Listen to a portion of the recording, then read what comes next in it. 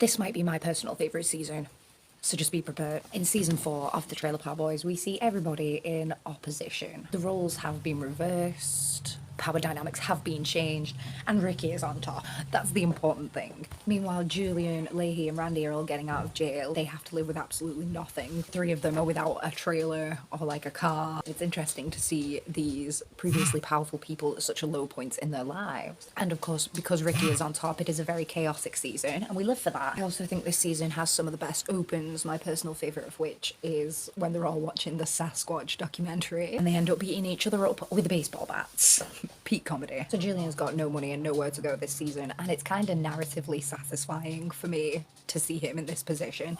It's satisfying for me to see how easily he just gives up when he's not got Ricky on side to do all his dirty work for him. Because Ricky's working as the trailer park supervisor, so Ricky doesn't need Julian anymore. He's basically in control of the park. It's very easy for Julian to just like quit life and go and drink some shitty booze behind the King of Donair and dance with this little stray dog. Julian knows he's at his lowest and he quickly goes about trying to get Ricky back on side, aka fired from his job, and he uses the wrestling match as an excuse to do that. Lahey and Randy fight Ricky and Bubbles in the wrestling ring for the chance to get their jobs back, and Randy uses a foreign object and Julian lets him get away with it because he knows that he needs Ricky back. He needs the balance restored back to the park, because realistically we all know that Ricky has not done a very good job of keeping the park together, you know, in a societally acceptable kind of way. Although he does get Rick fired and essentially like get Rick back to square one, back to where he started as kind of a loser,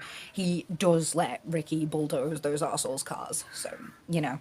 There is a bit of vindication for Ricky here. One of the comments that Ricky makes this season is, "You can't get addicted to weed," and what I wrote in my notes was, am I ready to tackle this subject? An interesting commentary, because obviously the guys who write, produce, act in the Trailer Park Boys have no problem with weed, but the irony of Ricky being the character who can't go 5 minutes without a joint saying that was not lost on me, and so I appreciate that little meta commentary they had going on there. One of my favourite Rickyisms is in this season, and it's such an underrated one because like there's so many people talking at the same time. Bubbles gets his big rig license and Ricky says he passed with flying carpets. I think that's great. Ricky of course has a lot more iconic moments this season, including getting caught in a smokes, lighter and pepperoni trap. The scene where he steals the office furniture, I think, is personally one of my favourite Ricky moments of the entire series. How's it going? I just need this tape.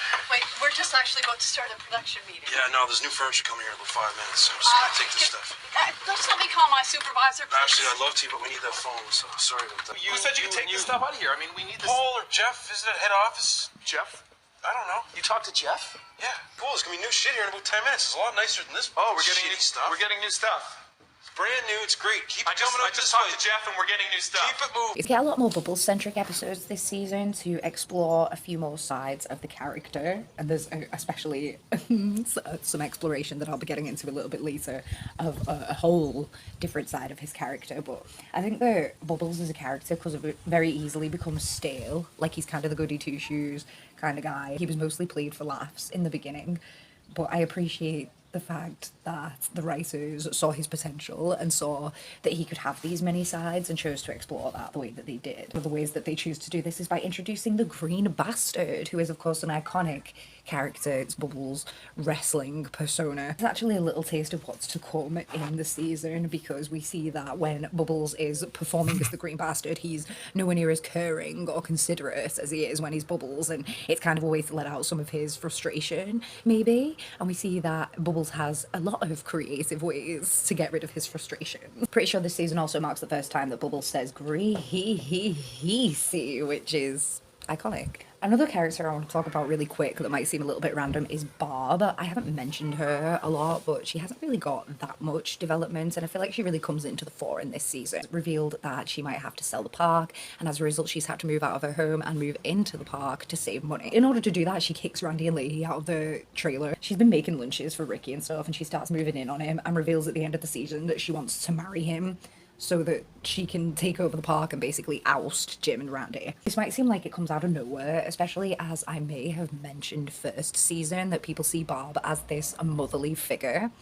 But I never saw her like that, bro. Like, she can be motherly and she can be caring, and she definitely does portray that towards Ricky this season, but we can see that it's all for a very, like, self-serving reason. Barb's always been in a position of authority. Obviously, she owns the park, so she's kind of, like, been an outsider till this season, and so I don't see why we should view her as any different than, like, Cyrus or Sam Losco. Barb has never been comfortable with Jim's exploration of his sexuality, and she's always treated Randy a little bit nasty. Like, she fired him last season because he was a little bit rude to her.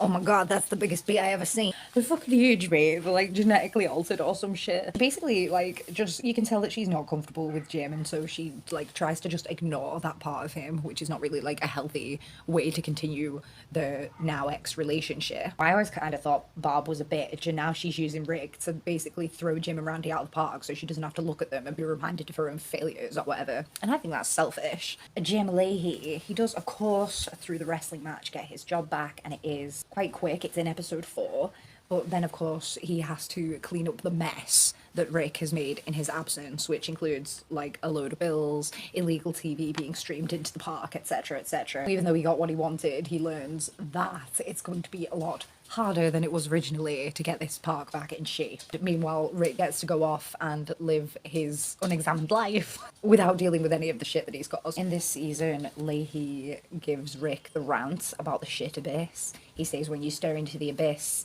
you eventually find that the only thing staring back at you is like the quality of your own character or something like that. Lahey thinks he's saying something really profound to Ricky right now. Ricky's gonna keep living this shit life, and eventually all this karmic justice is gonna come back to him, and he's gonna realize that he's a loser and he's got nothing. But actually, I think that Lahey here is talking about himself, because Lahey's like fixated on Ricky this season. He can't believe he had to go to jail at the end of last season because of Ricky. His obsession has just increased tenfold. The reason that he obsesses over Ricky and Julian and even Bubbles so much is because Lahey feels his own character is lacking. You know, like he got fired from the police force, now he spent some time in jail. He can't even get Ricky under control when he thinks that Ricky is an idiot and he is so beneath him. It's actually Lahey who is forced to see the quality of his own character. Meanwhile, Ricky is out here living the unexamined life, bro. He's living the dream. Lahey thinks that Barb wants to get married to him because she wants her engagement ring back, but then he finds out that she's actually going to get married to Rick, and he's already kind of talked about it with Randy, and Randy's completely just left him. But once again, kind of because of Ricky, Lahey's been left with nothing, and this culminates in him trying to kill Ricky in the final episode, you know, naturally. We see Lahey here as somebody who has nothing left to lose, and it's the first time we really see him as a threat because he's finally operating completely at the boys' level. He's not bothered about what's illegal. He's not bothered about getting into trouble because he thinks he's gonna fucking off himself when it's over. It's another one of those moments that should be really, really dark, and in any other show it could be played really serious and be really dramatic, but because it's Trailer Park Boys, it's just ridiculous and fun. I think that season 4 Lahey was a lot of fun. I like a little bit of his craziness. You know, I love it when he becomes the licker, which he definitely does at the end of this season. He already had his stay in jail, so it felt like him and the boys started out on even footing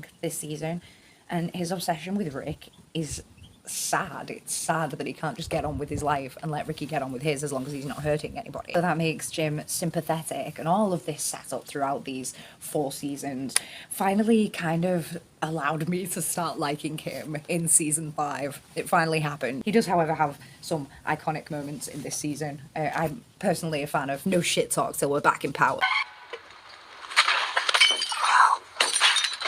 What are those fuckers up to? Probably going for some shit dogs and fries, Mr. Lahey. Randy, I thought we agreed no more shit talk till we're back in power. Randy has a really epic moment this season when he fights Cyrus. Cyrus comes back for some really random reason, actually. I can't remember. Randy isn't even in the scene, and he just turns up, takes Cyrus's chip, eats it, and punches him in the face. It's really sick. No one here is man enough to knock this chip off my shoulder. Huh? I am, Cyrus. I'm way more of a man than you'll ever be, you dirty bitch. Is that right? Well, what are you gonna do? Squish me with that whale blubber there, fruity nuts? Oh! Fuck! Here, kiss my hand and say I'm a little bitch! I was trying to analyze this and overanalyze this and then analyze it again, and I was really trying to think about what it was that I liked so much about Randy. Like, obviously he's this sweet, pure guy, and he just gets wrapped up in everything and tries to keep a light heart. But there was always something more than that, and I kind of started to figure it out in this season. It's that Randy has women's storylines. I think that's the best way for me to describe it. And obviously it's not exclusive to women, because here Randy is a man having these storylines, but the storylines that could easily be put onto a woman. He was a prostitute, right? And then he got like picked up by this police officer, and they had an affair, and now they're living together, and he's trying to make something of himself in this park and make everybody see him as somebody who's not just this ex-prostitute. And then he gets also the double edge of, you know, Lahey doesn't even show him this respect sometimes. Lahey still sees him in this way, sees him as this protege that he's made, that he's raised up from nothing, right? He feels like he's responsible for everything that Randy is. And I feel like that's something that very often does get contributed to a woman's storyline in most pieces of media. That's why I can relate to things like the illusions of respect with giving the weekend assistant trailer park supervisor job, or Randy was jealous when Ricky got his walkie-talkie, even though it's a silly little object that doesn't really mean anything, but it does, it's a symbol. Just an interesting little thought that I had.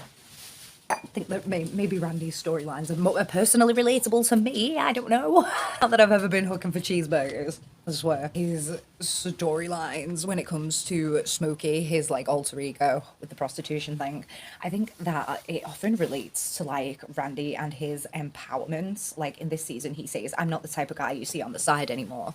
And whenever Lahey isn't willing to give him that respect and that power within the park that respect means, that Randy is perfectly willing to go back to the streets, values himself, and he knows what he's about, and so he would rather go out there and be making his own money than feel like this project of Mr. Lahey's, feel like he's only in this position of power because he's Lahey's little like pet guy, you know what I mean? Or maybe I've been going on about this a little bit too long. I think it's really funny when Mr. Lahey thinks that Randy ate 7 burgers and then made up a tiger in that one episode. Some kind of tiger that attacked me. Ate 7 cheeseburgers. Randy, you set up this elaborate charade to cover eating 7 cheeseburgers. You ate 7 cheeseburgers. Randy, you promised me this would never happen Mr. again. Lahey, I'm not lying about this. It was a great big tiger thing, and it put its teeth right through the mustard and ate all the burgers. My first notable episode for this season is episode 1. It's really hectic, and I think that sets a precedent for the way that the rest of the season is going to go. I like the exploration of Jim and kind of Randy getting their karma because they have to go and live in a car. Ricky is the one who engineers this. They come back and he's living in their old trailer, and he gives them a car because he's like, "Oh, do unto others as they did to you." Randy says to Jim that the therapist told him about blaming, and it's this one little throwaway line that is never mentioned again, but it's encapsulating of Jim's entire character, right? Because if he could just let his prejudices go, you know, let his past biases go, let his grudges go, he could probably have a peaceful life. But as we see in this season, his life just revolves around getting his revenge on Ricky, and that's why he'll never be happy. That's why he remains in the shit abyss. He brings it on himself, and I think that that's a really fun part of not just Jim's character but Julian's as well, is that we see them get their comeuppance in their own little personal ways, even if societally they don't get the karmic justice they probably deserve. Really like the bit where George Green tells the Boy Who Cried Wolf story to Jim, and he makes him say, "Never cry shit wolf." But each time you cry shit wolf, and each time I come running, no more, Jim. Never again. Now, I want you to tell me what the moral of the story is. George. No. Say it, Jim. Say it. Never cry, shit wolf. I think you can view it from a sympathetic lens because Jim is right. There is illegal stuff going on in the park, and George doesn't take him seriously enough to get the conviction of Ricky. And you can also see it from a karmic lens because here Jim is again, hasn't learned anything from his stay in jail and from his obsession over Ricky in the past, and now has to lower himself in front of somebody else who he considers beneath him, because he often calls George the dumbest cop on the force. He thinks that he's a much better police officer than him, despite George still being a police officer, and Jim getting fired. Also the bit where Ricky gets electrocuted at the beginning, and he says, "I need a joint," is like one of the reaction images that I send most often into my group chats. Any stressful situation happens, you're guaranteed to see a smoky Ricky in my group chat. Next episode I'll talk about is episode 5. Controversial-ish opinion, but I love Conky. It's a really silly episode, okay, but we have the context here of the fact that Ricky's got glue stuck to his nose, so he starts hallucinating and stuff. Bubbles has got an abscess, which is making him act a little bit crazy anyway. So they go and dig up his old pal Conky, who is a puppet. There's another way that Bubbles lets out his frustrations, okay? He lets out some of his like darker thoughts and stuff through Conky. Also this kind of implication that Conky is sentient, like Conky sees stuff before Bubbles does and points it out to Bubbles. See later on in the series that Conky like does stuff when Bubbles is asleep. I guess there is an argument to be made that it's Bubbles' subconscious, but it's probably funnier to believe that Conky is evil and has his own character. There's not a lot of non-diegetic sound in the Trailer Park Boys, obviously because they're trying to keep it in a documentary style, but when Conky arrives and at the end of the episode when they put him back in the bog, there's this non-diegetic like horror sting of music, like Conky is this villain, and at the end you get the sting to let us know that it is not the last time we will see Conky, despite him getting his head blown off. In this episode, Lahey quotes, "Ask not what your country can do for you, but what you can do for your country," and he starts to help the park rebuild itself after Ricky so fucked it up during his time in jail. Interesting to me because there's this little nod to the fact that the park is kind of its own self-running community and it doesn't like or take a lot of outside influence if it can help it. A lot of great physical comedy moments in this episode, like when Ricky gets hit with the door, when Bubbles is trying to take his tooth out. What the fuck's he doing in there? You cocksucker! Oh my god, what happened? The fact that the glue truck stays stuck to Ricky's hand for the entire episode. Just any scene where Ricky is trying to like strangle or shoot Conky. Really iconic moments from this episode, such as, you see this? I call it the double whammy, I only bring it out on special occasions. Julian does finally shoot Conky and he's singing the little song. Oh my Julian, my handsome Julian Patrick Swayze, you were so fucking sexy in Roadhouse, fucking Dirty Dancing. Oh my god! Julian, what happened? I love that. Because this was such a hectic season anyway, I think it would have been really easy for the finale to fall flat. But because Lahey was this wild card and because we were seeing him at his full potential for the first time, it was a banger of a finale. There is genuine tension during the standoff in some moments. Some moments it's really funny, but at other times you can genuinely feel the fear and you're like, okay, is Lahey actually going to really hurt Ricky in this or what? Like, what is going on? In the end, Randy comes back and takes Lahey back because Randy realizes in this moment that he gives Lahey's life purpose, okay? Lahey has to see himself as this idol for Randy, otherwise he's got nothing left, right? Randy recognizes this and he like lowers himself for the greater good and also, you know, for Jim, because he loves him. They will speed run this particular formula with Lahey going crazy and Randy coming back to him and saying, "Save me off the streets again, Mr. Lahey." They'll speed run it in other finales in the future to varying comedic effect. Sometimes the speed running is funny and sometimes there's legitimately just not enough build up for it to even have that sarcastic humor. One of my favorite moments from this episode is when Lucy is obviously not very happy with Ricky because she found out that he's gonna like maybe marry Barb, and when she turns up he's like, "Lucy smokes, let's go." She tells him to fuck off. For some reason when Randy is at the burger place looking for cheeseburgers, there's people in there dancing and there's like disco lights going on. There's like a theme throughout the season where they'll be in a random like a barber's shop or a grocery store and for some reason there's just people around partying like it's a disco.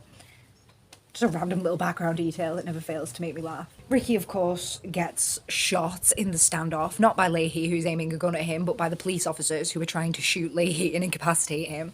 Because of course he does. This season marks the first time that Bubbles will get arrested at the end as well, and the judge allows Bubbles to have a cat in jail because Bubbles convinces him that he can't be on his own because of his cute little paw.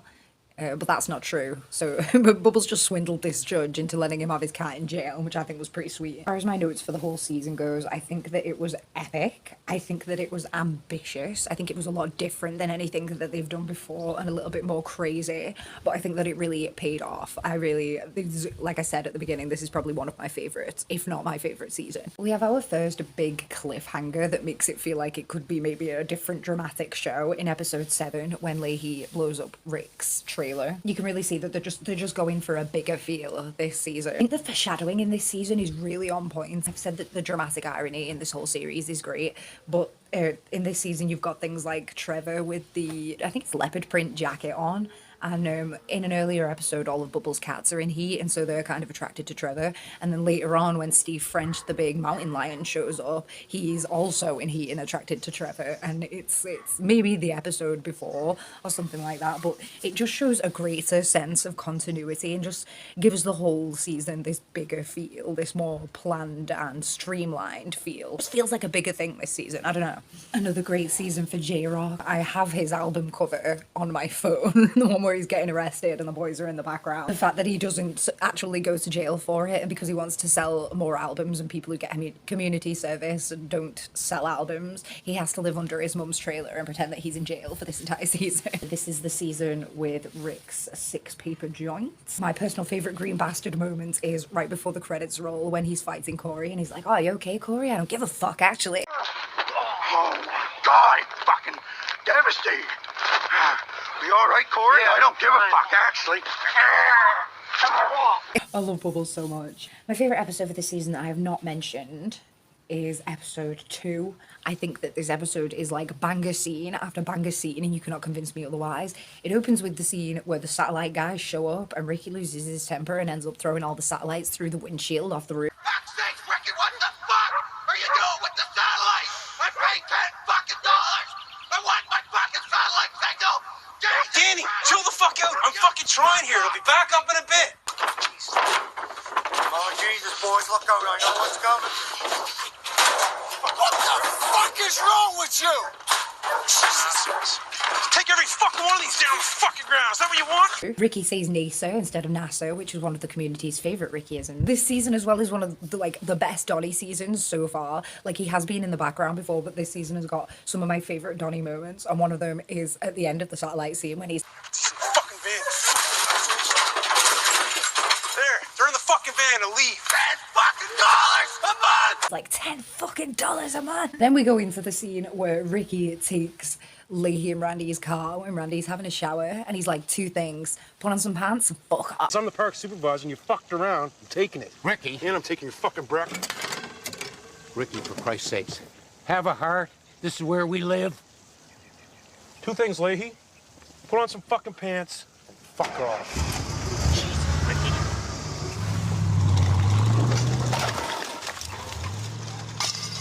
Mr. Lee, I got soap in my eye! That is perfection, bro.